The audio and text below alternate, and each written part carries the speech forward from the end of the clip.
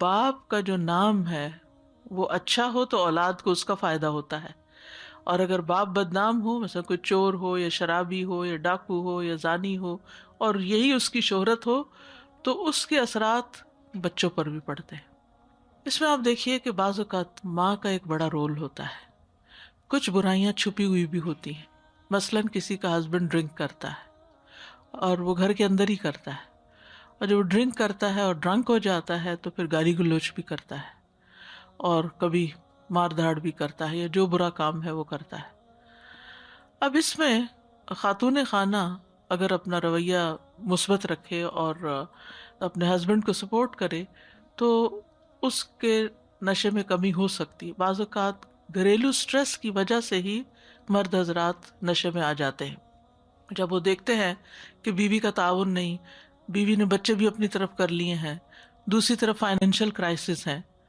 تو اب اس میں جو میرے تجربے میں آیا ہے وہ یہ کہ دو طرح کی خواتین ہوتی ہیں۔ ایک یہ کہ جو گھر کی بات گھر تک ہی رکھتی ہیں، شوہر جو بھی کر رہا ہے اس سے ایک آسان طریقے سے نبٹتی ہیں، اس کا علاج کرواتی ہیں، یا خاندان کے ایسے معتبر افراد کو ساتھ ملا کے جو واقعی مسئلے کا حل نکالیں، اس کا کچھ سولوشن سوچتی ہیں۔ دوسری صورت یہ ہوتی ہے کہ عورت ہسبینڈ کا پردہ ہر جگہ کھولنا شروع کر دیتی ہے، اپنے بہن بھائیوں کو بتانا، اپنے سسرال میں بتانا، بلیک میلنگ کرنا۔ بعض کیسز میں تو لوگ آڈیوز وغیرہ اور ویڈیوز بنا کے ایسی صورت میں سب میں نشر کر دیتے ہیں۔ اب بیوی جب یہ کام کرتی ہے تو وہ صرف ہسبینڈ کو نہیں بدنام کر رہی ہوتی، وہ اپنے بچوں کے مستقبل پر بھی ڈاکہ ڈال رہی ہوتی ہے، جس کا اس کو احساس نہیں ہوتا۔ وہ سمجھتی ہے کہ یہ اس کی اور اس کے ہسبینڈ کی لڑائی ہے، اور اس میں وہ حق پر ہے اور ہسبینڈ باطل پر ہے۔ چونکہ وہ ڈرنک کرتا ہے اس لیے وہ بہت بڑا مجرم ہے، لہٰذا اس کو پوری طرح پورے خاندان میں بدنام کر دو۔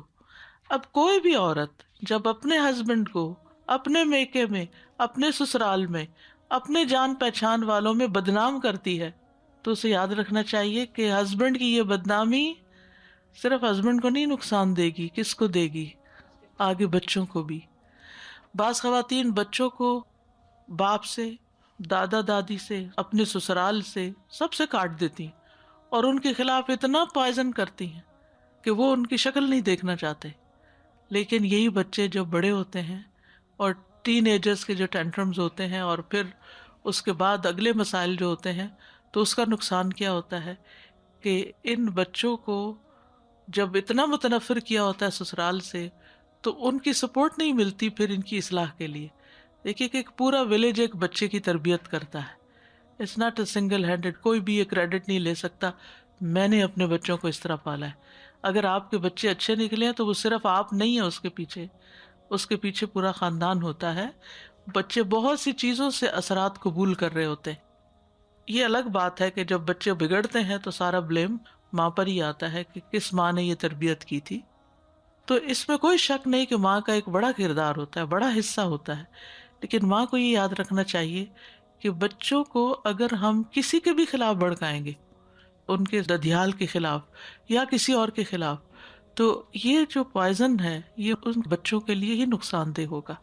تو ایسے میں اگر آپ کے کچھ ڈفرینسز ہیں بھی اپنے ان لاز کے ساتھ، تو اس کو آگے نہ ٹرانسفر کریں، اس کو اپنے تک رہنے دیں، اس میں بچوں کو اپنی پارٹی نہ بنائیں، کیونکہ اس سے آپ کو وقتی طور پر تو بہت ہمدردی مل جائے گی، لیکن بڑے ہو کر ہو سکتا ہے یہی بچے آپ کے خلاف ہو جائیں، آپ سے نفرت کریں کہ انہوں نے ہمارے ساتھ یہ زیادتی کی، باپ تو ویسے چھوڑ گیا اور ماں نے ہمیں باقیوں سے بھی کاٹ دیا، ہم کہیں کے نہ رہے۔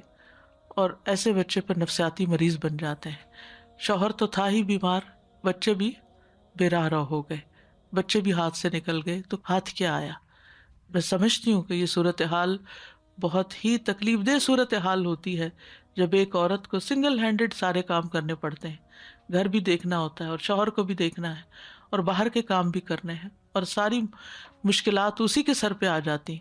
لیکن ایسے میں اگر وہ صبر کرتی ہے تو اجر بھی بہت بڑا ہے۔ اگر صبر نہیں کرتی تو حالات تبدیل نہیں ہوتے، حالات ویسے ہی رہتے ہیں، لیکن مشکلات کئی گنا زیادہ بڑھ جاتی ہیں۔ بے صبری سے، بد زبانی سے، بد اخلاقی سے، بلیک میلنگ سے مسائل بڑھتے ہیں، گھٹتے نہیں۔ تو اس لیے انسان کو سوچ سمجھ کے ایسے کام کرنے چاہیے. ان مسائل اور مشکلات کا حل کچھ اور ہے، صرف کسی شخص کے خلاف کمپین چلانا نہیں ہے.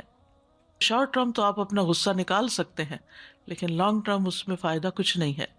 تو یہاں سے یہ بات پتہ چلتی ہے کہ والدین کی شرافت اولاد کے لیے بھی فائدہ مند ہوتی ہے، اور ماں باپ کی جو خرابیاں ہوتی ہیں وہ اولاد کے لیے بھی نقصان دہ ہوتی ہیں. اس کے برعکس والدین اگر نیک ہوں تو وہ نیکی اولاد کے بھی کام آتی ہے. سورۃ کہف میں آتا ہے کانا ابوہما صالحا، ان کا باپ ایک نیک آدمی تھا.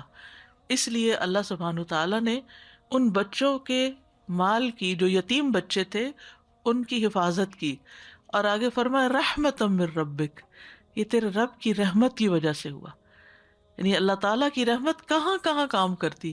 اس سے اللہ سبحانہ تعالیٰ کے الرحمن ہونے کا پتہ چلتا ہے کہ خفیہ طریقوں سے، لطیف طریقوں سے، جہاں تک کوئی سوچ بھی نہیں سکتا، وہاں تک جا کے اللہ سبحانہ تعالیٰ بندوں کی کیئر کرتا ہے.